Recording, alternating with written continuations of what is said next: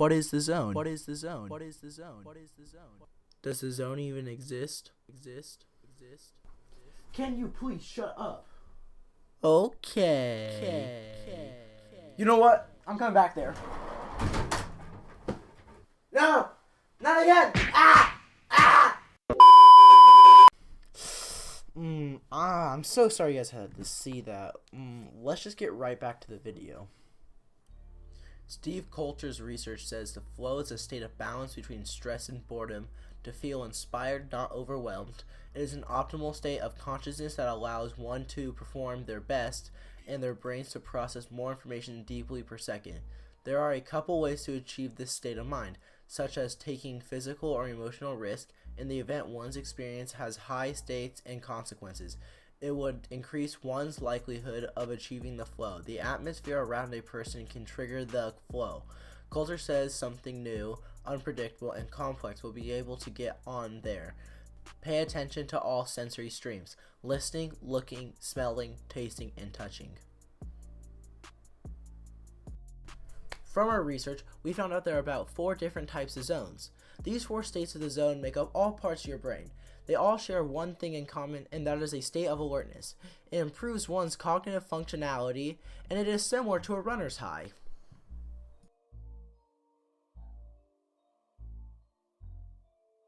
The blue zone.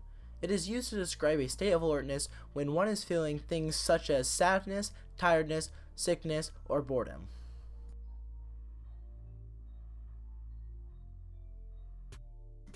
The green zone. A calm state of alertness. A person in the green zone is described as happy, focused, content, and ready to learn.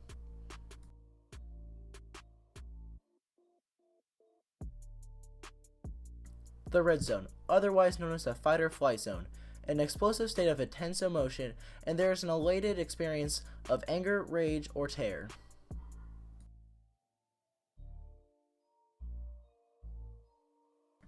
The yellow zone comes from a state of stress, frustration, anxiety, excitement, silliness, and nervousness.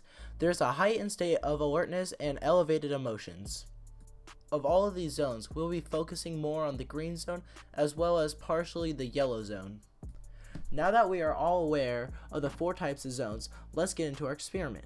So we tested our methods of getting into the zone on a popular game known as Counter-Strike Global Offensive, or CSGO for short. We each played 2 matches of deathmatch, one out of the zone and the other in the zone. We were testing to see if one's in the zone if our accuracy increased. All of us had a method of getting in the zone. For Anthony, it was music, Scott was caffeine, and I was a combination of caffeine and music. If you're not aware, CSGO's weapons use spray patterns. So to compensate for that, we had the brilliant idea to use the AWP, a single shot point and click sniper. Our goal in the end was to see if the caffeine, music, or both would help us to achieve the zone and increase our accuracy.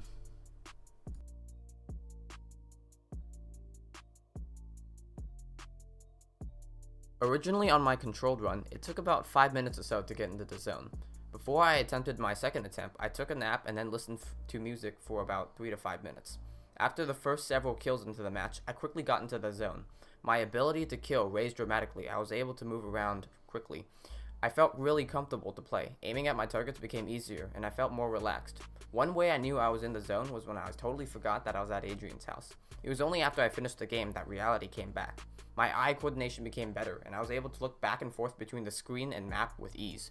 Through these test runs, I realized that going in rusty for the AP exam is a horrible idea. My advice to myself would be, before taking the exam, I should warm up writing an introduction for any prompt or read a previous analysis from a previous exam. That way, when I'm taking the exam, I would be able to achieve the state of the zone much quicker. Also, music could be used as a tool to get myself into the groove before working. While I was in the zone, I forgot that I was even at Adrian's house, which is a place that I've never been before.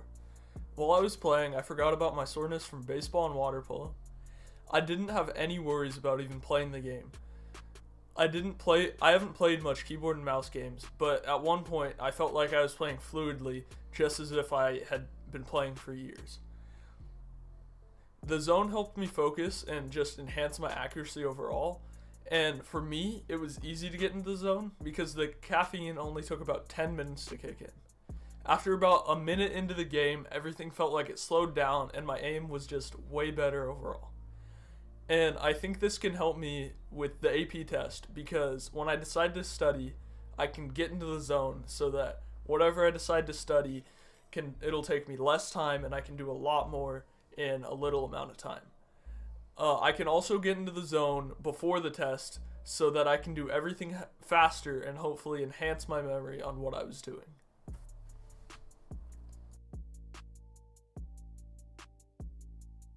It is pretty clear by now that the experiment was done at my house, so I had felt comfortable and laid back ahead of time. But for me, while in the zone, I felt like it accelerated me while playing. When I was first going in raw, it took me longer to get into the zone, about 5 minutes. But through the addition of music and caffeine before the round began, it took me around 2 minutes to reach my peak performance. While in the zone, everything was much slower, everything was natural, and seeing my enemy, I was able to think ahead and instinctively shoot. In my case, the caffeine stimulated my senses, while the music calmed down my mind and slowed my breathing. I learned that getting in the zone is something that can happen naturally through time, but can be artificially activated through music or substances.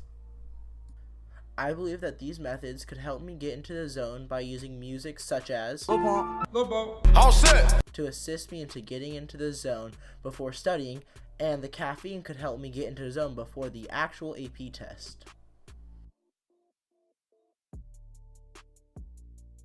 Throughout experimentation and testing, we have concluded that music and caffeine can help you get in the zone. Our gameplay from our flows show an increase in our statistics from lower to higher accuracy. Anthony's accuracy increased from 46.15% to 57.89%. Scott's increased from 45.45% to 58.62%, and I increased my accuracy dramatically from 61.67% to 72.5%. The caffeine and music served as a stimulant before actually playing the game, which in turn enhanced our ability to get in the zone. Through this same logic, students can before the exam can decide to drink either tea or coffee for the increase in caffeine, or listen to music to help them. Although this isn't a guarantee for sure way to help boost one's own exam score, it may instead be used to promote one's capacity to work efficiently.